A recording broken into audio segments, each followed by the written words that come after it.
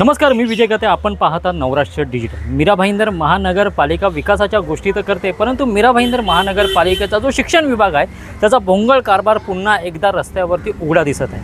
शैक्षणिक वर्ष सुरू झालेलं आहे, परंतु आजही विद्यार्थ्यांना जुन्या गणवेशामध्ये ह्या शाळेमध्ये जावं लागलं. वर्षपूर्ती झाली, शैक्षणिक वर्ष सुरू झालं, तरीही अनधिकृत आणि धोकादायक शाळांची यादी अजून शिक्षण विभागाच्या मार्फत आली नाही. या संपूर्ण गोष्टीच्या बाबत मनसेचे जे विद्यार्थी सेना आणि त्याच्यासोबत शिवसेनेची युवा सेना यांच्या मार्फत आक्रमक पवित्रा घेत शिक्षण विभागाशी पत्रव्यवहार करण्यात आला होता. आज आपल्यासोबत इथे मनसेचे विद्यार्थी सेनेचे अध्यक्ष आहेत. आपण त्यांना विचारूया, रॉबर्टजी काय सांगाल? पत्रव्यवहार केलेला आहे, शैक्षणिक वर्ष सुरू झालं, मुलांना जुन्या गणवेशातच जावं लागलं पुन्हा. काय सांगाल ह्या शिक्षण विभागाच्या कारभाराबाबत?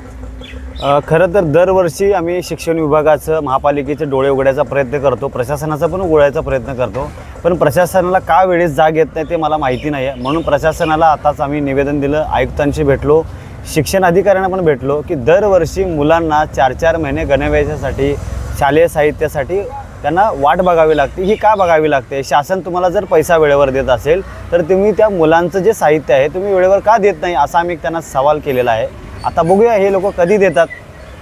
नाही, नक्कीच अनधिकृत शाळांची यादी अद्याप तरी जाहीर झाली नाही, धोकादायक शाळा अद्याप झाली नाही. आता शैक्षणिक वर्षामध्ये पाल्याचं जर ॲडमिशन घेतलं असेल आणि 3 महिन्यानंतर झोपी गेलेल्या शिक्षण विभागाला जर जाग आली तर त्या मुलाचं शैक्षणिक वर्षही वाया जातं, लोकांचा पालकांचा पैसाही वाया जातो. ते शिक्षण विभागाच्या ह्या कारभाराबद्दल काय सांगाल? काय नाही आहे, फक्त शिक्षण विभागामध्ये पैसे कसं मिळतील, दप्तरी नोंद कशा करता येतील यांच्याकडे यांचं लक्ष आहे. दरवर्षी शिक्षण विभागाला, शिक्षणाधिकारी आम्ही सांगत असतो की ज्या अनधिकृत शाळा आहेत, ज्या अनधिकृत शाळेमध्ये ज्या मुलांनी प्रवेश घेतला आहे त्यांचं नुकसान होऊ नये या आधीच तुम्ही उपाययोजना करायला पाहिजेत. ते होताना दिसत नाही. मला वाटतं की 2026 फेब्रुवारी आणि मार्चच्या दरम्यान ज्या अनधिकृत शाळेची यादी या लोकांनी प्रसिद्ध केली होती त्याच्यामध्ये 9 की 10 शाळा होत्या. आता परवा ज्यावेळेस आम्ही भेट घेतली आयुक्तांशी त्यावेळेस त्या बोलले की आम्ही त्या शाळांना, आम्ही ज्या अनधिकृत शाळा आहेत त्यांना आम्ही पत्र दिलेलं आहे आणि त्यांची आम्ही यादी देखील मागवली, त्याच्यावर आम्ही कारवाई करू. पण अद्याप कोणतीही यादी जाहीर झालेली नाही, कारवाई झालेली नाही आहे.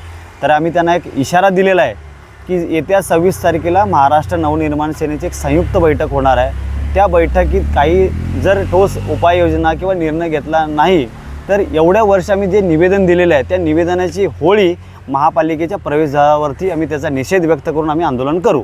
नक्कीच हे होते मनसेचे विद्यार्थी सेनेचे सगळे पदाधिकारी. याच्यामार्फत आता जी शिवसेना म्हणजे शिंद्यांची जी शिवसेना, त्याची युवा सेनाने हे आक्रमक पवित्रा घेत या विषयामध्ये हात टाकलेला आहे. नेमकी त्यांची भूमिका काय आपण जाणून घेऊ.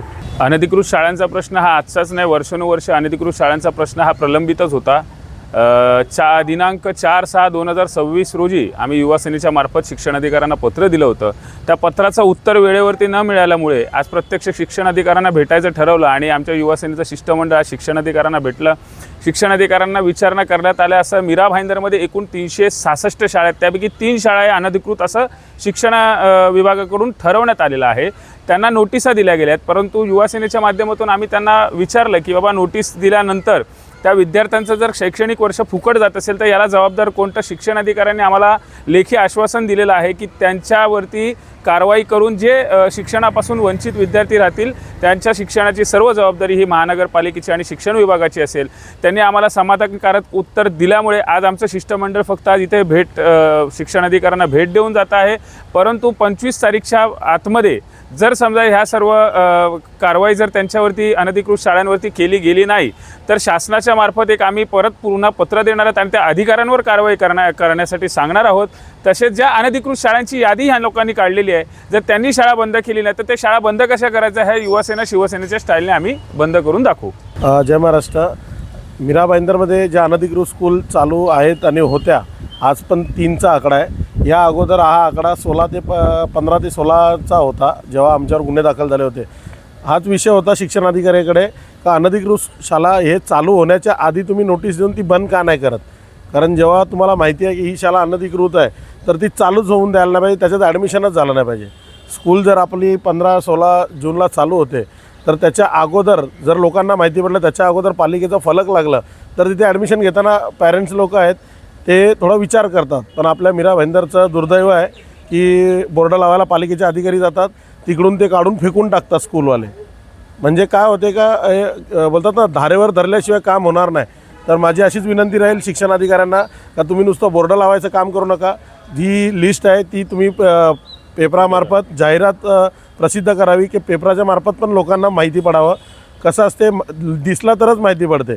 जी स्कूल आज 15 वर्ष 16 वर्ष चालू अनधिकृतपणे तिथे बोर्ड लागला तर लोक सतर्क होतील की बाबा या शाळेमध्ये मुलांना नाही टाकायचं आहे. आमच्यावर जेव्हा केस दाखल झाली होती त्याच्यानंतर 4 वर्ष आम्ही कोर्टात गेलो. याच्या पुढे पण आमच्यावर केस झाली अनधिकृत स्कूल बंद करायला. आणि मीरा भाईंदरमध्ये चुकीचं काही काम शिक्षण विभागात होत असेल यासाठी जर गुन्हा घ्यायला लागला तर परत आम्ही घेऊ, पण आम्ही थांबणार नाही. मीरा भाईंदरमध्ये मुलांना शिक्षण हे भेटलं पाहिजे. आता क्लस्टरच्या नावाखाली बंदरवाडीची शाळा उद्ध्वस्त करायला घेतलं आहे. म्हणजे हा कुठला नियम आला की मुलांना बसनी आपण नवघरच्या शाळेत शिफ्ट करणार आणि त्यांना बसनी सेवा देणार. ज्या जुन्या शाळा आहेत त्या चालूच राहाव्या. क्लस्टरच्या योजनेत बाजूबाजूचा परिसर डेव्हलप व्हावा, पण शाळा आहे ती त्याच जागेवर चालू राहावी आणि ती वाढावी. एक महत्त्वाचा प्रश्न आहे, तुम्ही आता शिष्टमंडळ गेला, तुमच्यासमोर ती अनधिकृत शाळांची यादी त्यांनी जाहीर केली, त्याच्याशी पत्रव्यवहार त्यांनी ते म्हणतात की आम्ही नोटीस वगैरे दिलेल्या आहेत, पत्रव्यवहार केलेले आहेत. परंतु हे जे शैक्षणिक वर्ष सुरू होण्याच्या अगोदर हा पत्रव्यवहार यांच्याकडनं का घेण्यात आला नाही आणि अजूनपर्यंत अनधिकृत शाळांची यादी जाहीर करण्यात आली?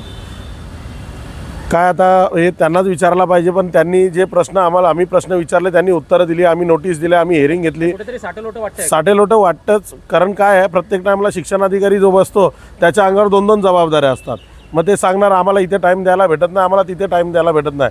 आमची प्रामाणिक विनंती राहील शिक्षण डिपार्टमेंट मीरा भाईंदरमध्ये 366 3 अनधिकृत आणि 363 ज्या शाळा आहेत त्याच्यावर लक्ष देण्यासाठी जे अधिकारी नेमाल त्यांच्यावर एकच जबाबदारी टाकावी, ती पण एकदम चांगल्या व्यक्तीच्या अंगावर टाकावी. आता मॅडम आहेत त्यांच्यावर 2 जबाबदाऱ्या आहेत, त्यांच्या अंगावरची दुसरी जबाबदारी काढून त्यांना फक्त शिक्षण डिपार्टमेंट द्यावं, जेणेकरून आम्ही आल्यानंतर आम्हाला अर्धा तास 1 तास आम्हाला काही कोणाला पण बसावं नाही लागणार आणि त्यांना पर्टिक्युलर त्याच्यावर लक्ष देता येईल.